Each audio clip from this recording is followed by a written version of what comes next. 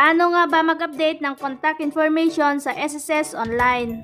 Pwede nating palitan ang contact information kagaya ng mobile number at telephone number.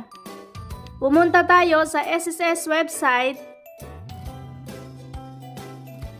I-click ang member login.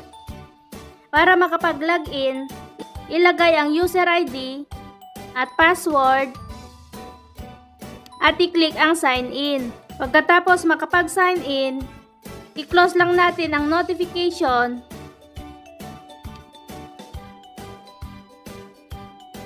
Dito sa homepage, i-click lang ang member info. Ito agad ang lalabas. Ngayon, i-click natin ulit ang member info. Sa baba nito, i-click itong update contact info. Dito na tayo sa update contact information.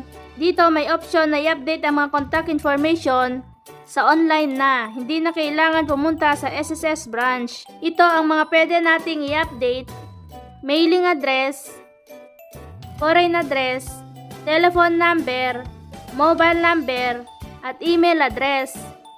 Pwede nating pagsabayin kung gusto mong ilagay ang mobile number at telephone number. Click lang ang telephone number at ilagay ang number nito, at i-click din ang mobile number at ilagay ang mobile number. Pagkatapos mailagay lahat ng information, i-click lang natin itong next. Double check kung tama lahat. Kapag okay na, i-click ang submit.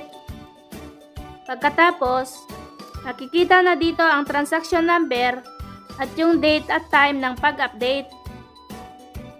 At meron tayong matatanggap na text na naglalaman ng link para mag-proceed sa pag-update. At meron din message sa email na matatanggap sa pag-update ng contact information. Ganun lang kadali ang mag-update ng contact information sa SSS Online.